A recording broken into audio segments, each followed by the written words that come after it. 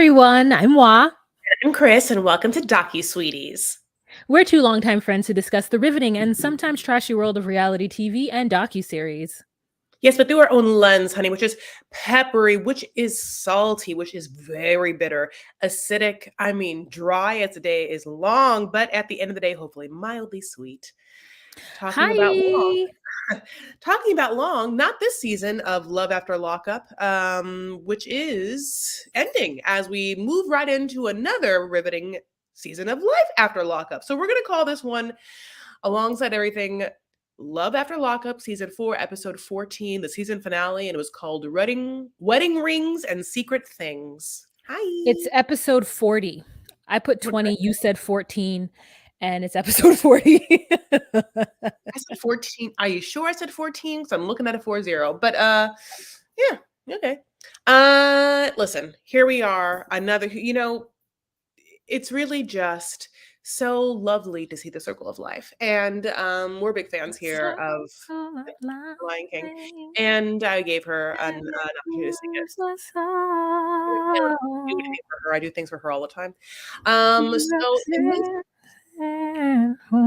cycle, honey, love gets out of lockup and then life is on. Now, I would say probably the better cycle is getting out of lockup is to move on with your life, get your life together. And then once you get your life together out of lockup, then find some love. But guess what? That's not the cycle of the show. Till we find our place on the path unwinding in the circle of life.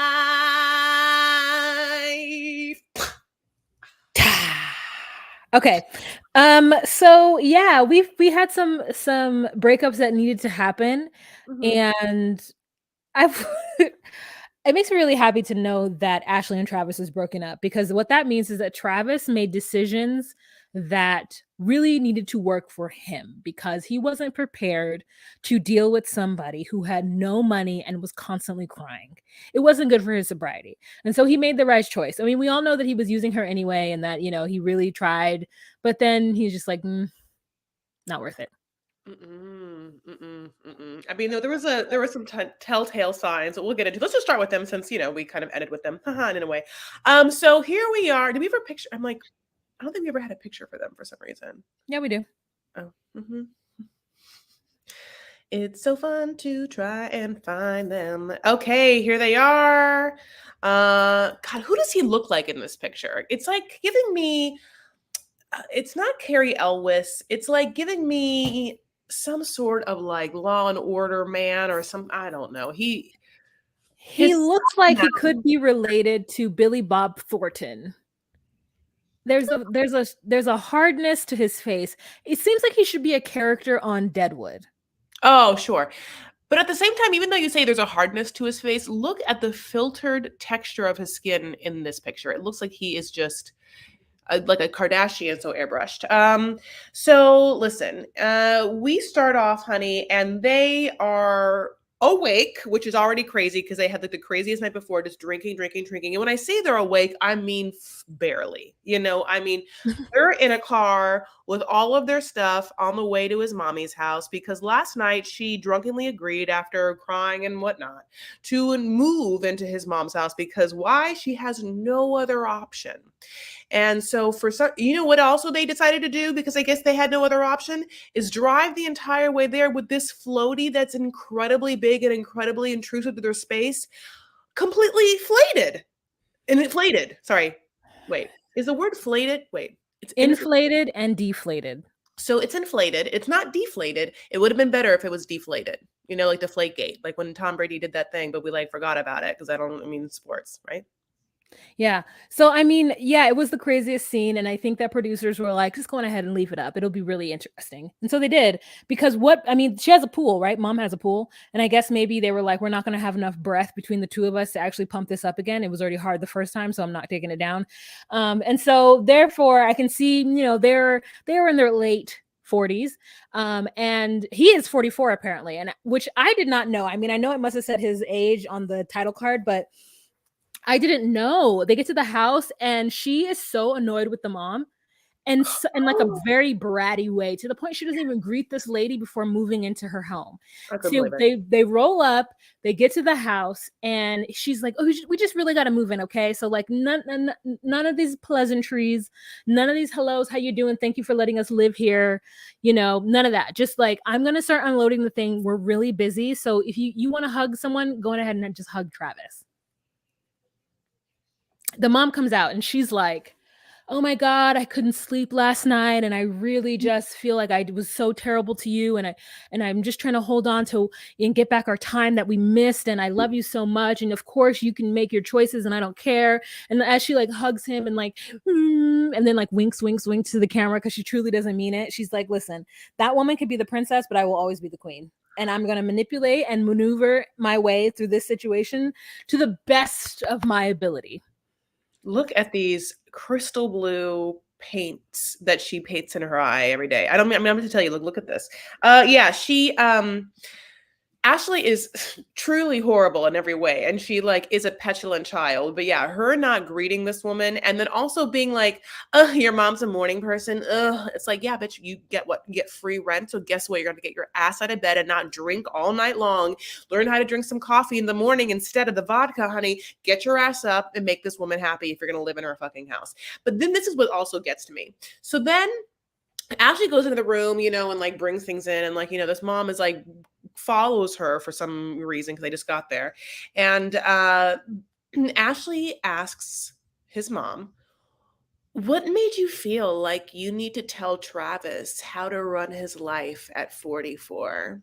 And all of us were like, he's his mom, and he was in prison most of his life. So it's because she's his mom, and it's because he's been in prison. He has like, there's no standing for him to have made any good choices, and for him to like feel so holier than thou. People get to now dispense their opinion on him for a long time, especially the person that gave birth to him is also giving him free rent. That's who gets to do it. Okay, her, not you, her. You know what it is? What? It's hard for us to hear Uh-huh. this Mhm. because A, we were raised with respect, and B, we go, she's so pissed in her heart, and we forget that Ashley feels like she knows this lady because they've been talking for 4 years.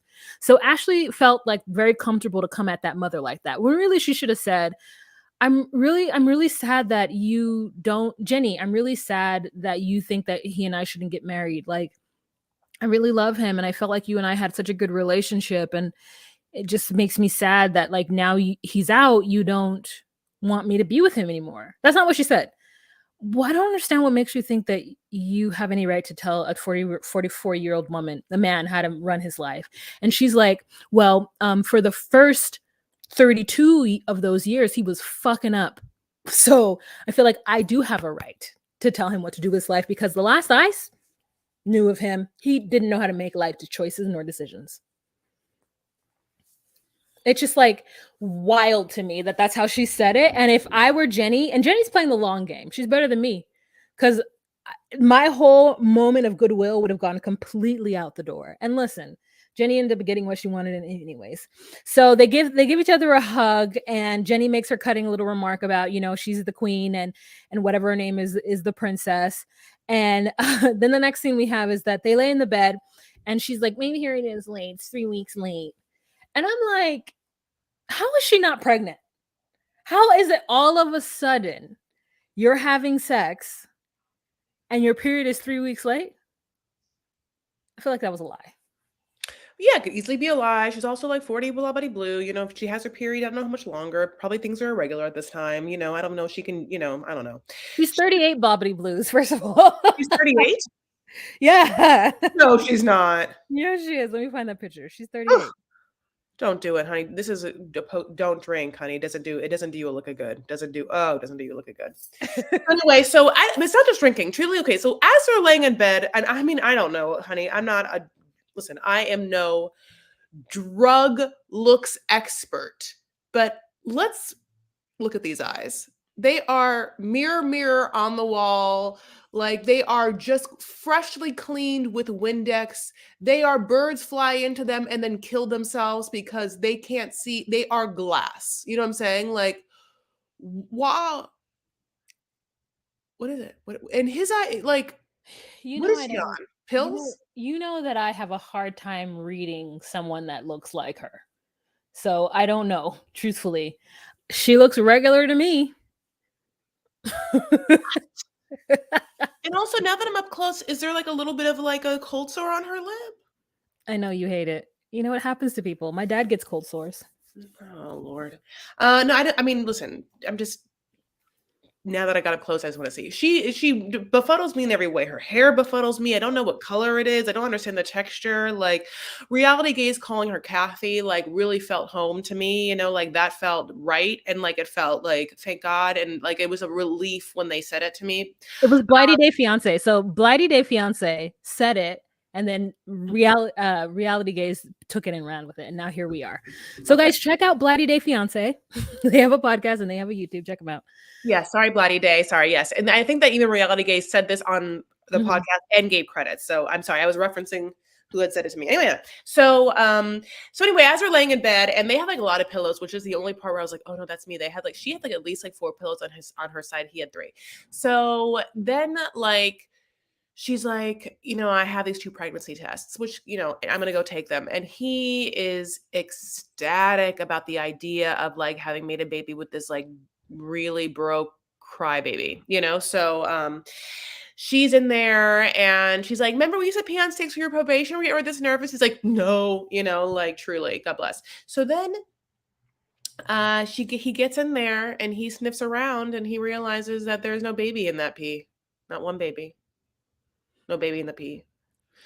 So Wall started with the dessert at the end. So as we know, they are no longer together. And I will say I'm upset. And the reason why I'm upset is because all that WeTV gave us is that they broke up a couple days at the end of after filming ended or something like that. And obviously the last moment is the mom being like, I'm the queens, which is like, what happened after this? It felt like they definitely got in fights. Like obviously they got in fights. Like, and I just like I'm livid that no one thought to like Monique style leave a hidden camera somewhere and just be like, yeah, filming's done, filming's done. We have contracts. We can literally be recording them all the time.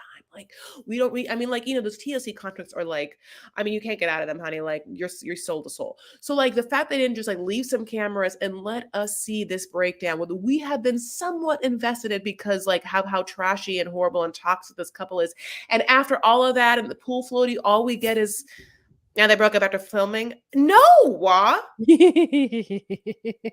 No, yeah, you're right. It is very sad that we don't get to know. I thought they were in life after lockup, honestly. So I don't know, but they are what we need in this show. They are the exact type of couple that are required for this show to do well. I think that he just chose himself. Like he's like, not only do you not have any money, and now I'm gonna have to figure everything out earlier than what I thought. And listen, if that were me, I would be the same way, to be honest. If we're being honest, I would be the same way because I would have been like, I was led to believe one thing, and my love was contingent upon one thing and one outcome. I don't know you on the outside. I only know you from what you said that you had available to give me. Like, think about it. Think about it. If you started going on dates with a guy and this guy was like, I'm a lawyer or I'm a doctor. And so you're like, okay, so you make a certain amount a year. So not only are you taking care of me and you're supporting me, but also you have like the smarts to be something intelligent. So our progeny will have some sort of skill set. And me as a woman, you have said to me, don't worry, babe, I got you. I'll take care of you. You do what you want to do. You do your YouTube, you do your podcast thing, right? And then, so part of your love is the fact that he can take care of you. Part of your love is the fact that they have their shit together. and that finances are not going to be a problem. Because, you know, we live in the year 2023. We don't live in the fucking 1800s where one could just get a plot of land and till some soil and survive, right? Like, no, this is not what that is. So, like, then you get in the relationship with him or you get married, and then it turns out he loses his job, not a doctor. The business is bad. There are no sick people. And all of a sudden, they're a mild alcoholic and they're hoisting their problems onto you. So now you're like, I thought my life was going to be this. And it's not now, but I'm with this person and it's this. You were led astray. And that's, I really feel what Travis happened to Travis. Like he just Oh, couldn't, he was led astray. oh, I completely agree with you. This can be said. This is what happened to Anfisa.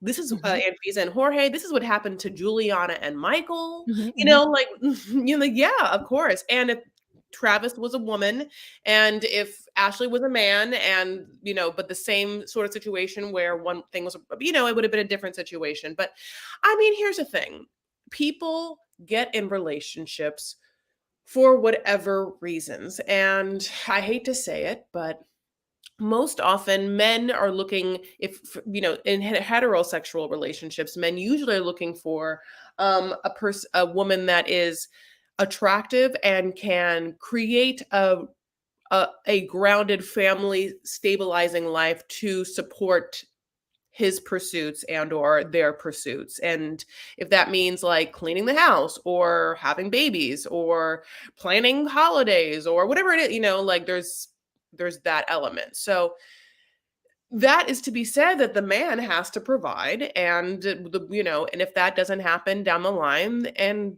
contracts are voided, then people need to be happy and move on. People are looking for things, to and so yeah, I mean, Travis and Ashley were never supposed to work out, and Ashley really needs some help, and so does Travis. I mean, again, what I said earlier is true. Like, none of these people should be looking at love, honey. They should be looking at their own lives, but it's not the cycle. um yeah, so let's move on to another Coops Badoops. And wow, do you want to? Cameron and Eris. Okay, you guys. So it's the next morning, and Cameron is knocked out drunk on the couch, and she's waking up. She's getting all her things together. She's got to get to the airport, and she goes to wake him up, and she's like, Cam. And he's like, well, it's too early. And she's like, well, it's actually 1 p.m., so I guess. And she's like, he's been snoring all night, and he's just been like doing the most. And she's like, fine, then I'm leaving. I'm leaving. And he's like, fucking whatever, bitch. You know, he doesn't say that, but that's what he's thinking in my mind. So she leaves and she goes downstairs. And the moment she leaves, he immediately pops up. At least that's how the editing seems. He pops up. And so he then calls her and he's like, hey, Siri, call my wife. And so Siri calls, quote, my wife. And she's like, hello, which is what they all do. And wow, you're just going through all the pictures. Oh, and so then yeah, he's like cuddling a shoe, and we're confused as to why he's got a shoe on him. It feels like some producer or somebody like put it up there. Oh, I said, hey Siri, and my Apple Watch just like started doing stuff. No, no, girl, calm down. And so she answers the phone and she's just like, I'm downstairs getting coffee. And he's like, oh, are you gonna get me some? So this is what happens. Apparently, when she leaves, he's supposed to leave with her. And we don't quite get that when she leaves him. We just think that he's just not kissing his wife goodbye as she goes to the airport. He's supposed to like check out with her. So then so she's not really going to leave. That's why she answers his phone call. And so she gets downstairs and she waits for him, and then he comes down and they're having this conversation, and she's like, you're being irresponsible. That's not the way you're supposed to behave. And he's like, listen, I don't have two POs or whatever those people are called, COs or whatever, parole officers. Yeah, PO. I don't have two POs, and I don't want to feel that way. I just got out of prison. I've just not had my rights for a very long time. And, are you going to be on my side or what? And she's like, what are you like, what? She's like making sense. She's just saying sentences that make sense. And then he's responding with sentences blaming her. Like, one of his things is like, well, if you had gone with me last night, then maybe I wouldn't have gotten so drunk. So really, whose fault is it then? You would have limited me, like you would have restricted me and kept me in line. So you weren't there to do it. So your fault. that I got fucked up and so blacked out drunk that I threw my ring at you and was obnoxious and whatnot. I mean, it's like she's like, you I just picked you from a halfway house because of drinking. He really is like, no, I just blacked out, so I'm not hurting anyone. Meanwhile, like, remember when this man was like, I'm so drunk, I have busted up knuckles, I don't know who I fought. Like, he wouldn't even remember if he did anything. He thinks that if he didn't wake up in prison, check, success. Yeah, he's like, if I didn't cheat on you, then I don't understand what the problem is. And I was like, wow, cheating is like the least, not the least. It's a big thing, but it's in a different category of like ways you can fuck up your marriage. Yeah. You could literally go back to, you have no, I mean, it's sad that, how come some people feel like there's therapy in prison and some people feel like, did you go through any drug or alcohol treatment at all? Like, it very much seems like you are ignorantly happy and blissfully in like an addiction with absolutely no wherewithal to know the words coming out of your mouth are like irrational, asinine dribble. I don't know. You know what I'm saying? There's no like accountability. Sometimes you see people come out of prison where they're just like, obviously had taken time and a lot of time in therapy and it like turned them in some way. Sometimes they use words that are very obvious. Like, well, that's a little convoluted, but you're trying. This man feels like he never went to prison. I mean, like sometimes Cameron talks to like, hello, have you ever been dealt one part of a consequence? It feels like no. It feels like you have like no even memories of what could happen if you continue to drink to the excess of what you do. Yeah, he doesn't even think that his drinking has anything to do with him going to jail because he's like, I would never do anything that would get me back to jail except for get blackout drunk and possibly do something that I don't remember doing. But other than that, I would never do anything. It's just weird. So she's like, are you going to come be with me? And he was like, are you going to let me come be with you? And she's like, okay, well, are you going to wear your ring while I'm gone? Are you going to give my ring back? And she's like, you threw your ring at me. Well, I don't remember doing it. So basically I didn't do it. Since I don't remember throwing the ring at you, and since you didn't come with me to watch me, and since you're not my PO, none of this is my fault, and you need to take responsibility for your role in this and put my ring on my finger. And so she puts the ring on his finger, and then I kind of like don't care about her anymore. Yeah, because she says this. She's like, I just need you to be a good role model. And like, and then it hurts us because we know that she's going to take him back and no, he can't. And why would you think that he would be able to? And no, like, that's a very, we want to shake her and be like, no, we really love your girl. We really love your little girl. So can you not?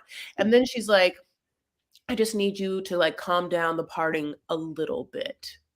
She actually says that. She actually says, like, I need to be a role model for my daughter. I just need you to calm, like, I just need you to, like, stop the partying a little bit. And when she said that, I was like, oh, that's why you really can't, honey. Put too much of your empathy. Don't be an empath and watch this show, honey. Just don't do it. You can't do it. Don't do it. It just is too much. It's too painful. It could be, especially like on a season finale like this, when we like really do think that daughter is so nice and pretty and lovely and smart, and we just like, it is hard because even if this is fake, it feels very real because Cameron's a great actor. We've been talking about that. He's incredibly charismatic on screen, but also B, it does kind of feel real. He does feel like an asshole, and Eris does feel dumb in the scene, you know?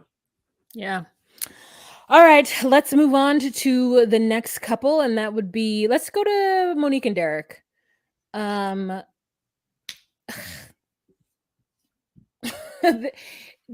Wait, what happens with Eris and Cameron? What is their...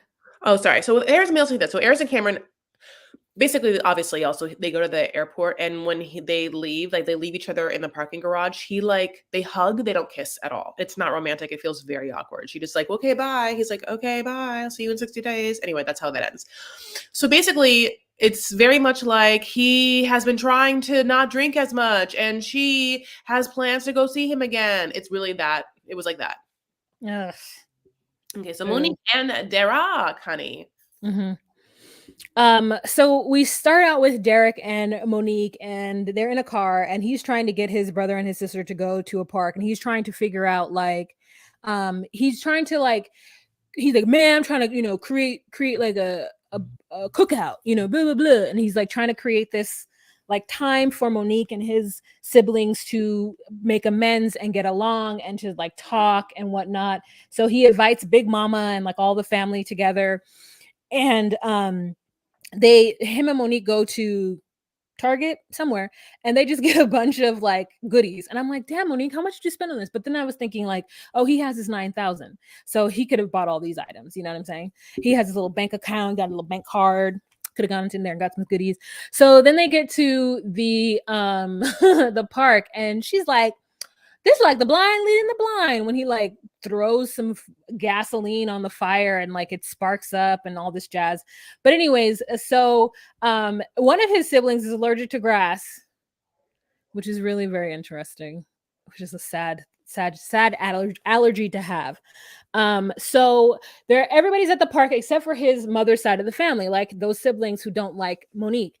And so Big Mom is there, G Ma, she's there, and she's like, "Oh, it's getting late, 95 years old, 94 years old, the dusk is happening, the sun is starting to set. I got to get home, baby." So he's like, Aw. okay, grandma, bye-bye. And Monique, they say to Monique, like, don't let them other folks bother you none. You just going ahead and brush it off your shoulders. He was like Jay-Z. She's like, go ahead and brush your shoulders off. I was like, Get that dirt off your shoulder. yeah, yeah, yeah. She's like, don't worry about them people. We love you. Sorry, I did love that song. Go ahead. Okay, that's it. Okay, so anyway, so basically, okay, so they get all their food. They had a bunch too. So like basically, there's like 3 other people there. So they had all this meat and stuff like that. They pack it all up, and as they're backing out, honey, a familiar white car comes. I mean, and it's the same car. It has everyone in there, and then they pull up just as they're like backing out, kind of pinning their car there. And like Derek's pissed because they were 3 hours late.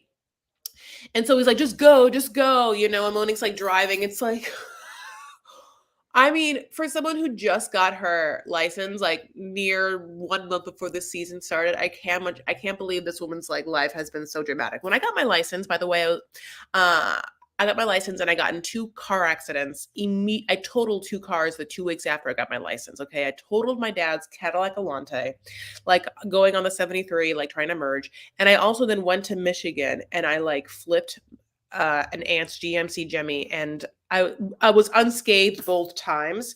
And all I'm just gonna say is that like not even that was as dramatic for the first 2 weeks that this woman has had to deal with in a car, because suddenly he's like, back out, back out. She's like, one of the sisters comes and starts knocking on the window, like, what are you gonna do? He's like, you weren't here. He's like, don't be rude, don't back up. But then, my love, just like those Russian videos. Have you ever seen these videos on YouTube of like dashboard cams? It's actually kind of hilarious. Look up, and I don't know why I think it's that, but whatever. Dashboard cams of people trying to get fake car injuries for money, because that's exactly what happens. I mean, this sister, honey, is like, she hit me, and then like hits the car and then just like falls on the ground, and the other sister like runs up and like, like she had kicked off one slide. She was like, your slide, and then just like they're like, they hit her, and then just like they back up and run away. And then Monique again is like, why is this always my life? I'm always driving, and they're screaming, and he's like, go, go, go. And the producers are calling her like, pull over. She's like, I'm gonna pull over the producers. She's like, just go back to the hotel. She pulls over into a KFC parking lot, and they start yelling. He like loses his mind. Like they start yelling, and there's so many like words that are blacked out or whatever, like beeped out, that I can't like truly understand exactly what is being said or why they're yelling, other than the fact that it just feels like both tempers get like aflamed and people have anxiety. Which then, so the next part, so basically I'll just tell you that like Derek calls her a bitch, which is the only thing I can really understand exactly what happens. He calls her a bitch, and then she's obviously like not into it, so she gets out of the car. So then he looks at the GoPro on the dashboard and is like, knows immediately. He's like, look, when you're in fucking prison, this world is slow. I mean, you have nothing to deal with at any time. That's like ritual, boring ass, slow shit. But when you're in real life, things happen so fast. I am not used to keeping up. Like, and it's a jarring transition, and I could feel that, like I mean, whether things are manufactured for drama or not, like, like they seem to be yelling at each other hardcore. Well, that's Yeah, what we. that at that point, like, I really felt like he just kind of felt not overwhelmed, but, like, was like, "Yeah, this is too much."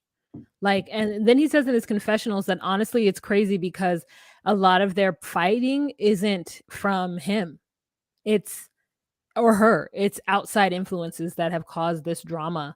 And he's just like, I mean, that's the craziest part about it. Like, and I mean, I guess she's new to driving, which is why him yelling at her while driving got her so upset. And she was Mhm. like, the family wants to do stuff, but I'm also like, Monique, you're the one that's also talking about like you're gonna fight them or whatever. And it's just like, are you gonna fight them? You're not. You You're didn't get not. out of the car and fight them then. You're never gonna fight them. You're gonna let your Shalandra, your sister, like do something. I don't know. It's just kind of like I don't even know why like they try to like I don't know. It was just all too much. It was all too much. It was drama and they got into an argument and she's just like I just want to go back to the hotel. I mean, she does, and she basically has to leave the next day. So, like, she is being asked by the producer on the way home because he calls an Uber. She drives the producer back to the hotel, and the producer's like, are you gonna see him again?" She's like, "Well, I don't know. Like, it's all, up in the air." So then we see her at home, and she's getting ready to go out. She calls her sister. She has a NYX concealer right there. We all see it, and her sister is like, "I'm waiting on you," and then Monique reveals that she, since leaving Derek, checks his phone location around 50 times a day and knows that he has been cheating there or not trustworthy, like lying to her about where he is. And then in real time we see this like things that happens, this phone call that happens during her confessional. Did you see this? No. Yeah, I feel like you're looking at me. I'm like, why am I telling you this? You didn't know this. Okay. um So she is okay. So it's like in a blue top in this confessional look with the eyelet. She calls him and he's at a restaurant. He picks up his FaceTime, right? And she's like, "Who are you with?" And so he shows his like friend and the friend's girlfriend, and Monique can see that it's a four top. And then she's like, "Well, who are you with?" Like, no one's there, and he shows that no one's sitting by him, but on this like in front of what is an empty space, a whole ass meal and bread.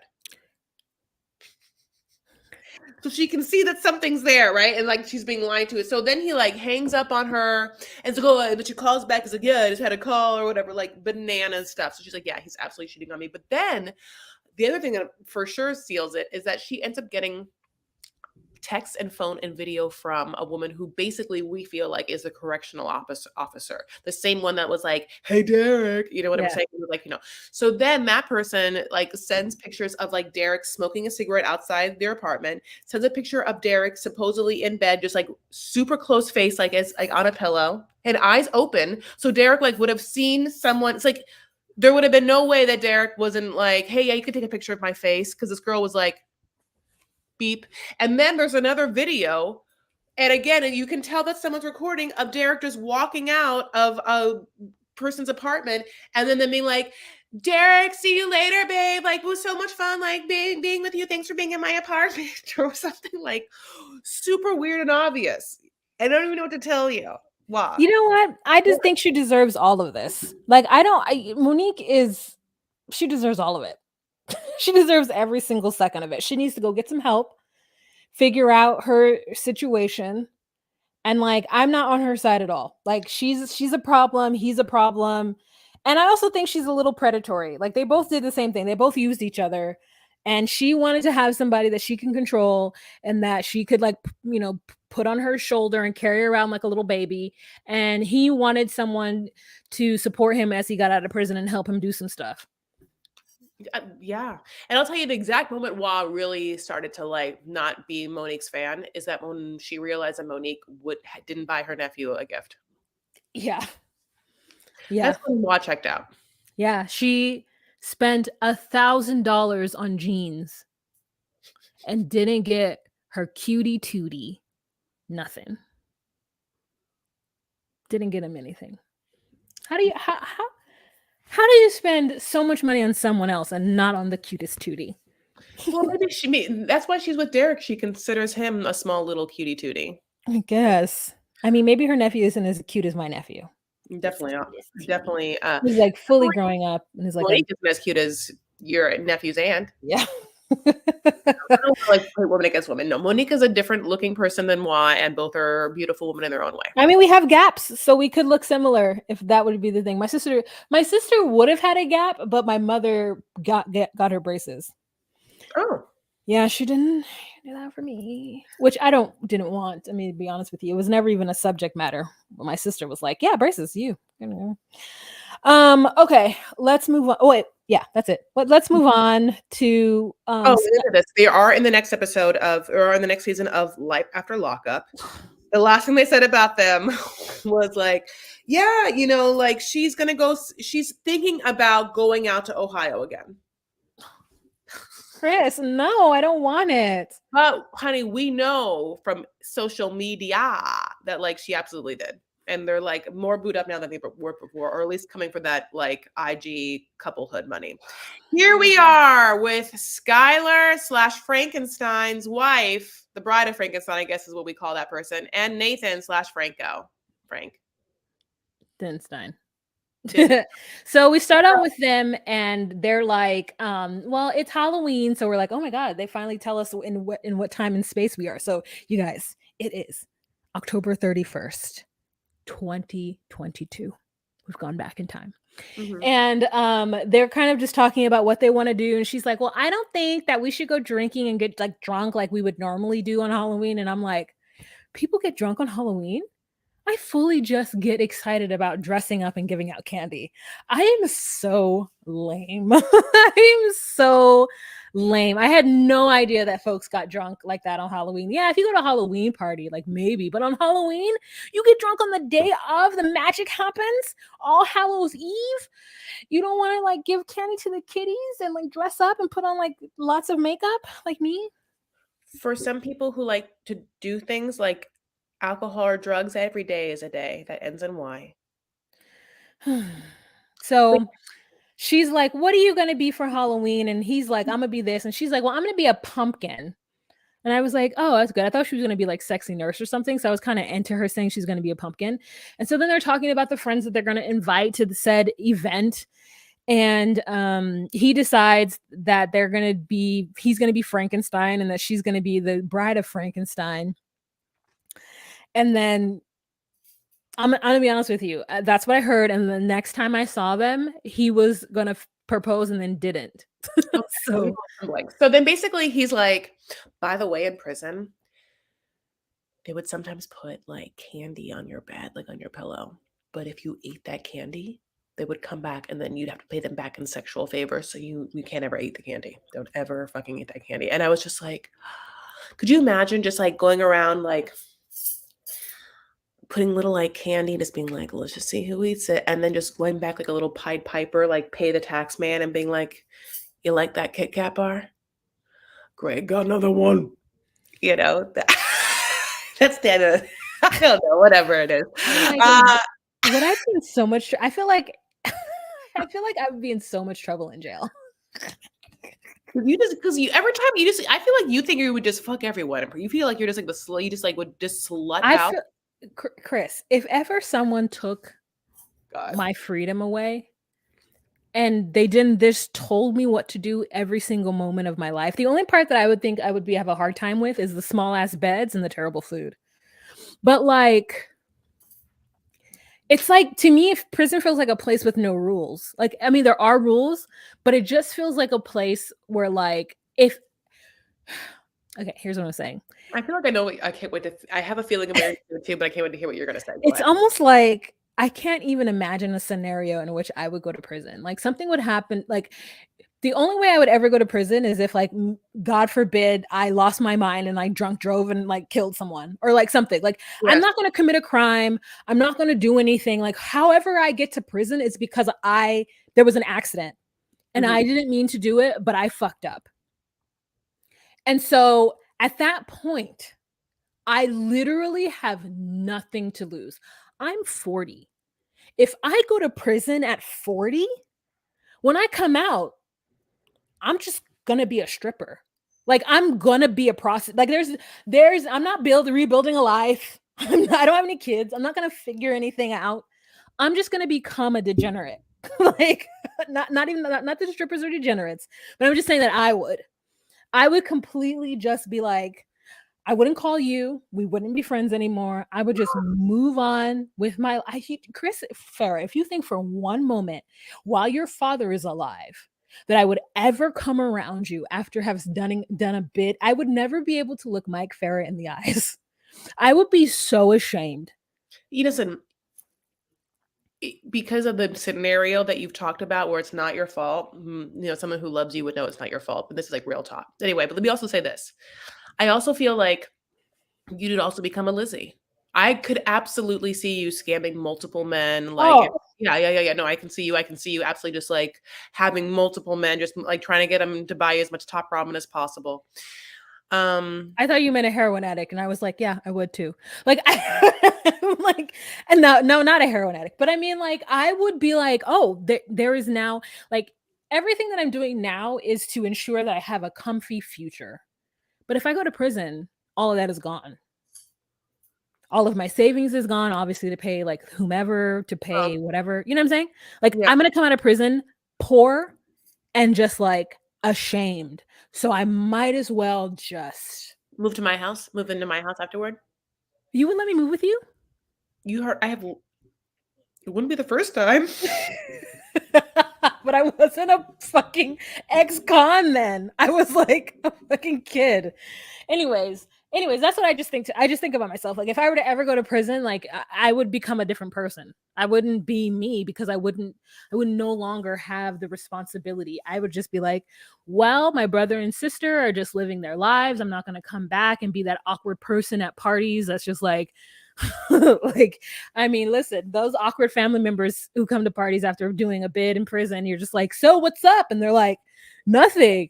And you're like, oh yeah, you've been like in prison for 4 years. I never heard the word, doing a bid, but like it brings up kind of like the Italian-y thing that I like remember watching specifically in like Real Housewives of New Jersey, that there'd be people that would go away and come back, and you'd never talk about it. They would just have gone away and come back. I think that's what you have to be like. Like you'd have to like swallow whatever, ideas you have in your head of what life would be like, and you'd have to move on. And the healthiest way for you to move on is to adapt and change your ideas. And you would have to, just come back to us. And if you want to As a only stripper. pretend, if you want to, well, you're basically that already. I mean, come on. So like, Yeah. you're not really I would be in the lifestyle fully. There'd be nothing holding me back. There's no nothing holding me back. But anyways, were we talking about Monique and Derek? Or no, Skylar? obviously. Sorry. Oh, yeah. We're talking about a show, I guess, but I thought we're talking about life. But I guess that's my next season's life after Lockup. So basically, here's Nathan and Skylar. Like he again have just been telling us what not to do in prison, which is eat anyone's candy because they come back and they'll ask to eat yours. But they go to like what is a cemetery scary house thing, and we obviously know that no place that Skylar feels better than is when she's at a cemetery. It's just like such a theme. It's just always, it's like this whole season for Skylar, especially the end, has been some sort of version of A Christmas Carol where there's just different ghosts pointing at like gravestones, and she looks at the gravestone and it says her name. It's like Skylar Bloobity Blops, whatever her name is, 1992 or however horribly young she is, 2023, oh, she's probably younger than I'm 1992. That bitch is probably born in like 2001, right? No, she's late 90s because she's 27 or something. Oh yeah, she's 27. So yeah, so 1995. She's 27, yeah. So yeah, something like that. Yeah, so but also, I mean, she's like, wait, what? There was one thing I just remembered that she did. Oh, I don't know. But anyways, you told me she has kids, and now that completely changes everything that I think about this person. Like Well, before I was just like, "Oh, she's annoying," like Skylar. Oh okay. my god, those are her babies? That's So her? yeah, so Skylar never on the show ever talks about ever having dem children. Now dem babies, to use a Mariah term.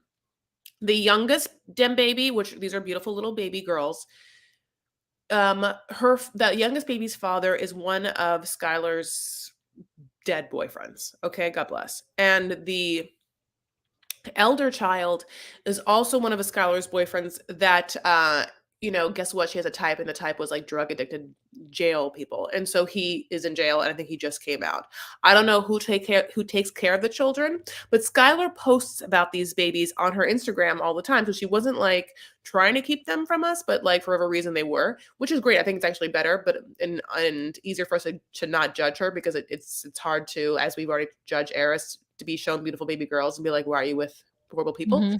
Um, yeah, like them. I in the pictures, these ladies look, and this is what I told Wa, clean, like their hair is brushed, and they look at least somewhat, cared for.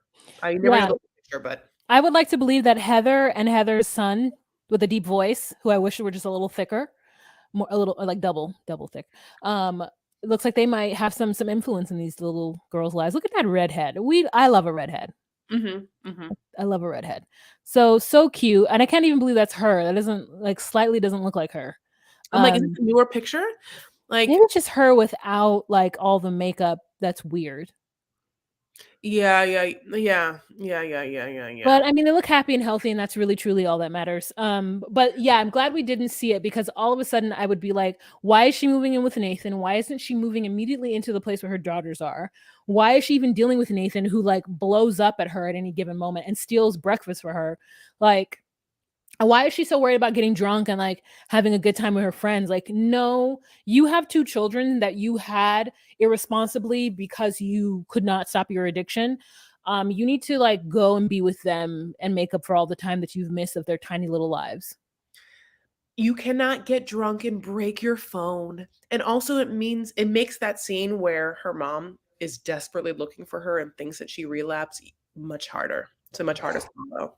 Um Basically, this whole scene is them in this fucking like scary ass, dumb thing, and his brother's there, and he's in a mask, and he like tells his brother like, "Yo, brother, I want to like propose," and the brother is like in a dumbass scary mask, and is like, "Even I can see that choice is a horrible dumb choice, and I'm wearing this mask in public." Okay, so then Skylar has a friend there too. Nathan goes and talks to that friend, and that friend, Skylar met in prison. And so they're like, do you think we should, like get married? And they're like, no, like, no. Also, everyone has been in prison, everyone has been on drugs. So then Skylar talks to Nathan's brother, and Nathan's brother's like, yeah, I just want the best for my brother, and I don't want you to like, bring him back to drugs. And she's like, well, the same thing can be true, said about you. You're also a drug addicted person. I don't want you fucking up your brother. So they're all kind of like that Batman, or sorry, is it that Spider-Man meme where they're all pointing at each Yeah, other? yeah, yeah. It's like, well, I don't want you to be a bad influence on my brother. I don't want you to be a bad influence on my boyfriend. Everyone's just like, I don't know. God bless. So then Nathan talks to Skylar's friends. Skylar's friends like, I don't think it's a great idea. I don't think Skylar's ready for it. Like it feels like Skylar just has like some things to do and accomplish first.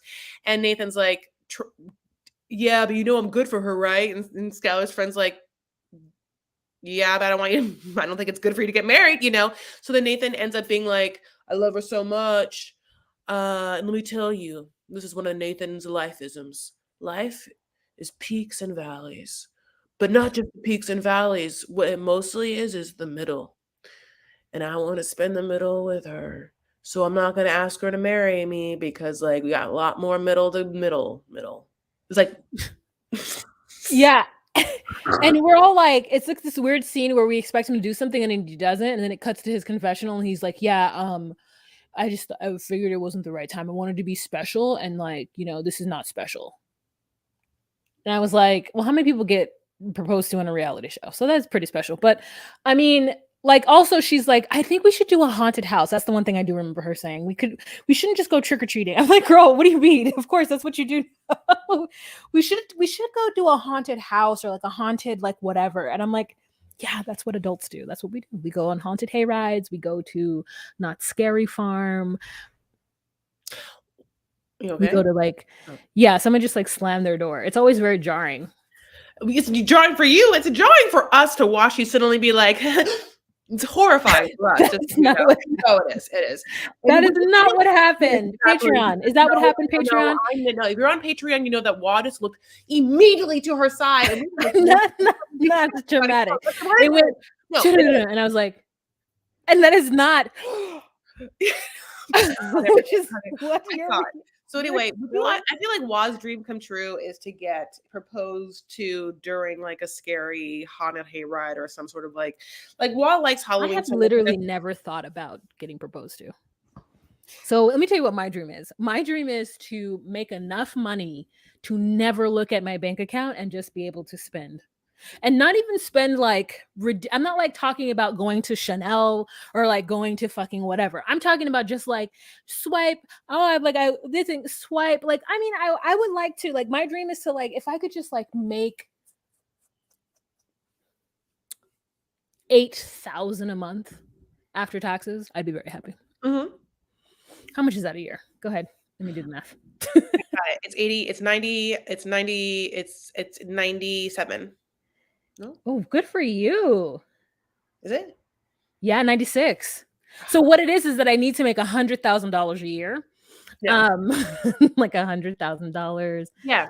then divided by 12 equals 8,000. Okay, well that's 8,000 before taxes.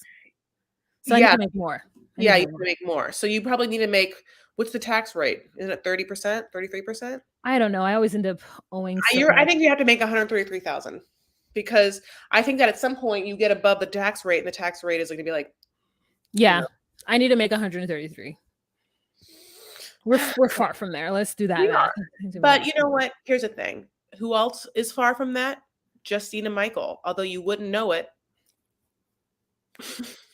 You wouldn't know it at all. They just keep, I mean, popping out the babies. I need to make X amount more. That's a lot more. But if you guys were to follow us on patreon.com/docusweeties, if I get enough of you guys, and I could make that much.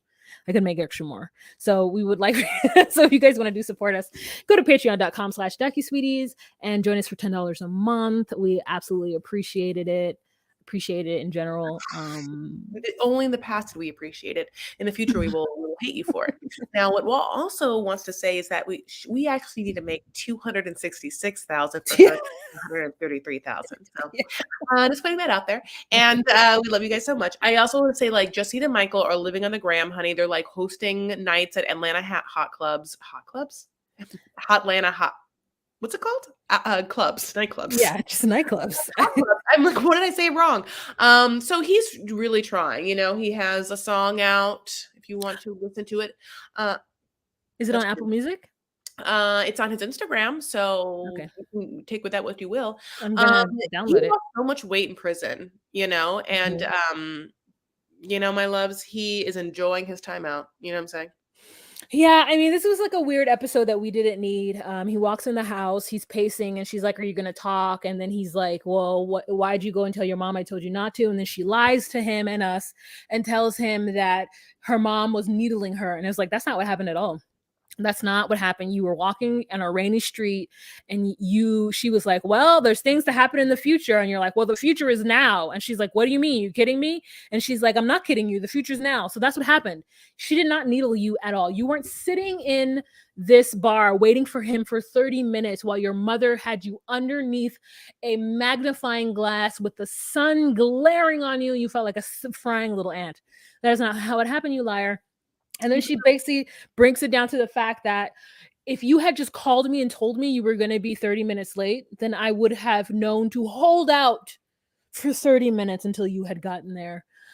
So that was a lie. And he forgave her or whatever. And they were just like, we got to do work in this together. And yeah, it was just annoying. Did you like that lip gloss that she was wearing? No, I don't like anything about Justine. I wish that she would like do something with this part of her hair. well, things have changed. So, yeah, basically, it's like they're a team, now telling people randomly in different ways that they're pregnant or whatever. And then so they're like, well, now that your mom knows, we got to tell them kids, honey, like the kids that we live with, like that sometimes are around us, And so they take them all out to ice cream, maybe having just left a karate class. We're not quite sure. They're all wearing robes, but they know they like to dress together. We just like, I'm hoping that like they did some sort of like Tai Chi before.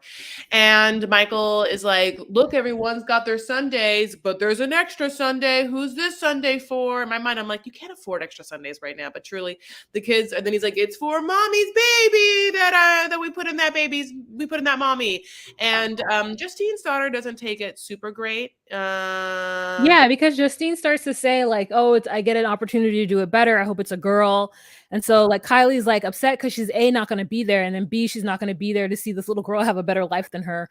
And then we figure out that Justine started having kids like as a teenager, and she just like kept having them like ill prepared and with no money, just like one after the other. I mean, not one after the other, but just like 5 years apart, maybe like 5-7 years apart. She just kept like, she's like, oh, at 16, I'm gonna have one kid. Okay, whoops, 23, I'm just gonna have another kid with somebody, and then like 27, I'm gonna marry somebody and then have his kid, and then still that's not good. So she's been waiting 10 years to have another baby.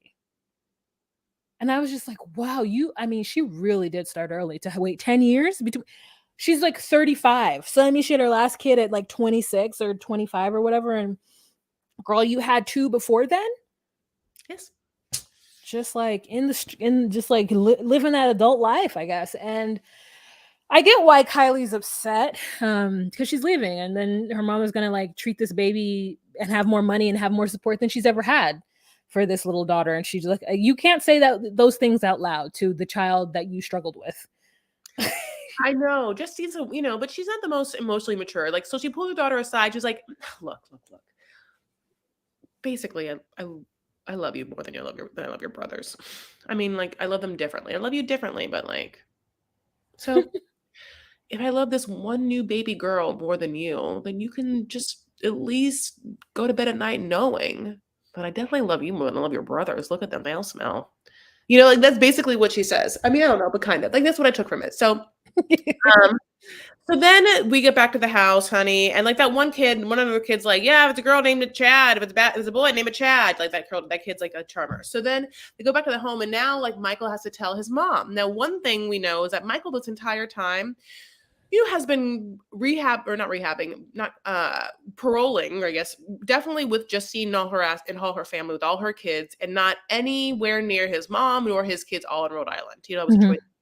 And they all feel a certain type of way about it because they've like hardly known their dad. Like some of them young ones like don't know this person at all. You know what I'm saying? And so one of his children were like, whatever you do, Dad, please don't come out of prison and have another baby right away without getting to know us. And he's like, cool, I'll do it. And so basically he's like, doesn't want to tell like his family, he feels bad about it, but like made Justine do it. Anyway, God bless. So then he calls his mom, and Justine's kids are all around. Okay. Like, and before he calls his mom, he's like, you have to tell my mom. And I know that it might be like a bad call because like she still probably feels some type of way about what happened with Justine. I'm like, oh, well, if you feel that way, like definitely like have this like perhaps hostile conversation, like not in front of everyone, honey. Like you're lounging around, like what you just watch. I don't understand. Like, did you just watch fucking Toy Story 2 and then was like, I'm gonna call my mom? So they're in their room, honey. He calls his mom, and then he like moves the phone, and Justine's in fact on his lap. So then mom has to talk to both of them, and Justine's just like face up, just like looking at the mom. The mom's not very into it,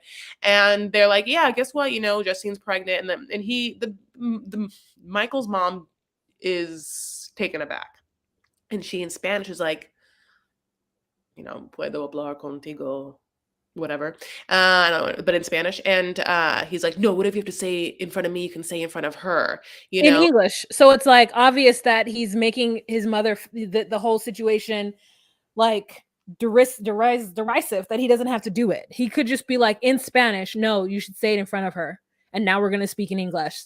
Like that's all he had to say. Yeah, you're right. But he asserts his ground in such a way to, I think, like show off like a certain amount of machismo, bravado, or like I have my woman or something. I don't know, we can take it as. But so basically Then Michael's mom is like, all right, I'll tell you right in front of you. I think you should get a paternity test. Now, then Michael is like, look, she has a whole ass obsession with paternity tests. She has gotten other ones of my kids paternity tested without mine or my wife's consent. Now, I don't know about laws. Because I'm not a lawyer. Because Chris is not a lawyer, you guys. She's not a I'm not. lawyer. She's not a doctor. She's not a therapist. She's not a psychiatrist. She's not a other things that she said that she's not. And but Listen, I'm someone who is an expert in knowing what drugs people are on, and also I'm a rapper. Those are the things I oh can yeah, die oh in the yeah. hell. But like just like Montana Mills. But yeah, basically, I don't understand how that could have been. Like, I don't understand how you can just like get kids paternity tested or whatever without any of their parents' consent. I don't know if she was given custody by some of the kids, and so that's how. I don't know if she just has an underground friend that does these tests. She just like snips some hair at night, honey, and a tooth fairy came and just she rips it Justina's out. like, Justina's like, she thinks I'm a two-bit whore. And I'm like, no, she doesn't think you're a two-bit whore. She thinks that you're an irresponsible, like, like she thinks I'm a two-bit whore.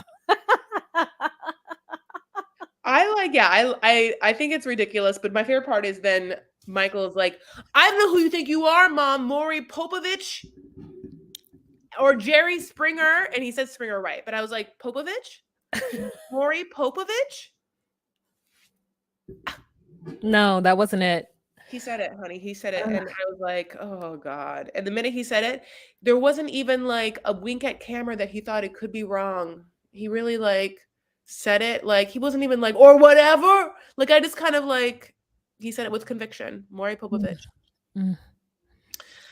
So, like that's it. I think that Justine is definitely holding, his baby. I mean, that woman definitely like was a ride or die for that man. I mean, who shows up still to this day to pick up someone from prison, like dressed like Catwoman in his like fancy ass car? I'm so, I think it's rude, especially because the mom knew her and like she's the reason why you guys are together to say that. I think the mom was out of pocket. Mhm. Yeah, you think the mom's out of pocket from the beginning to the end too. Oh, I think at some point you just gotta let your grown ass kids make their own grown ass poor choices. Let me see. How old is he? Oh, this one doesn't say how old he is.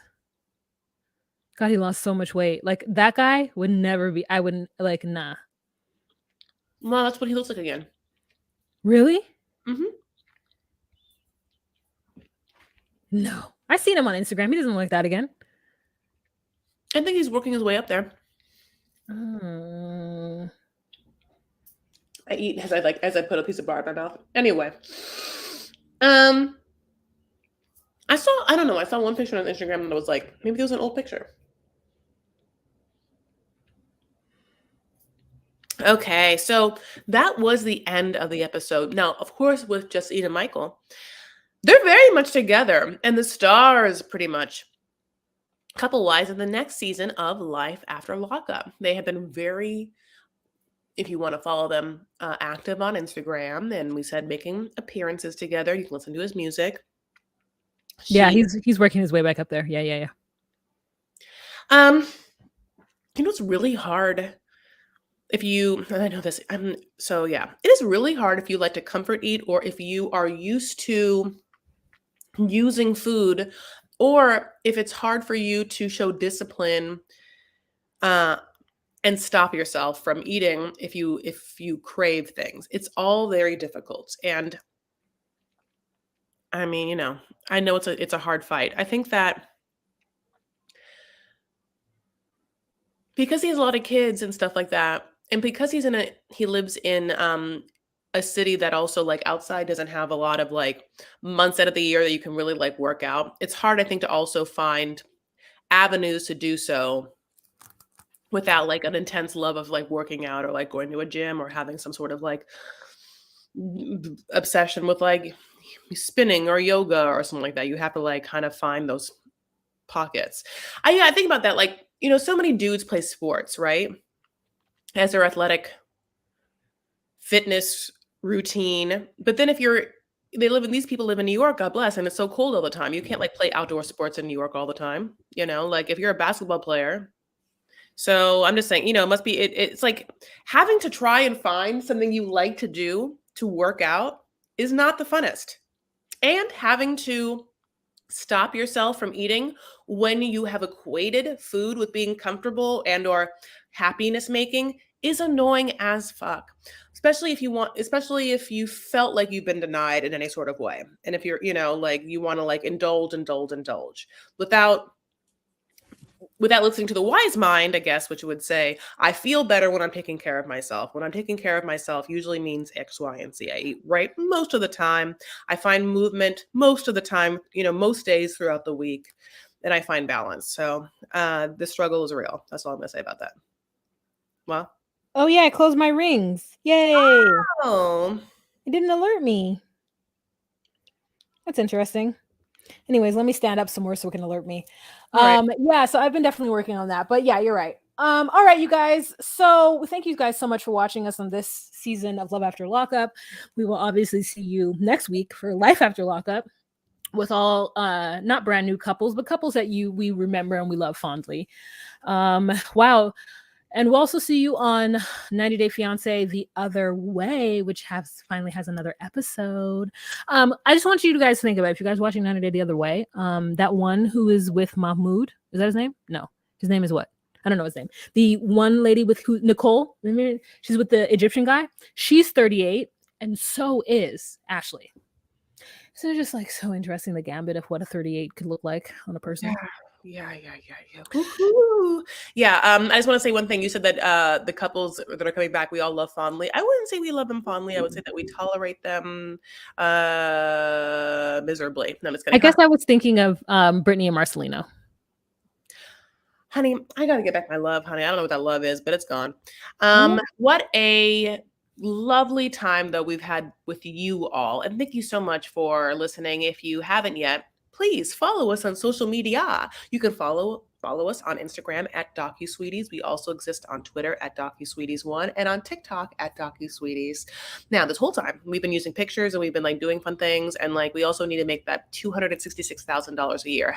And how did they help us with that, Wa? They could do so by joining us on Patreon. It's $10 a month, and you get the visuals of what is tickling your eardrums right now. And we get other exclusive content that nobody else gets, and you get it right away. In fact, so it is whatever time on February 18th, and those who are on a Patreon are going to get it in like the next 5 minutes, so they already know our thoughts. So you can do that by going to patreon.com/DocuSweeties. Join us. It's a hee-haw good time. I just looked at our Instagram. We only have 451 followers. Okay, we need help, but we're gonna get there. We're moving up. I mean, like, you guys, can you help us get there? 451. Like, we have more on our own pages separately, so we got to get those people to get over there and show us some love. But anyways, so thank you guys so much, and we will see you in our next episode. Okay, have a fantastic week. Bye.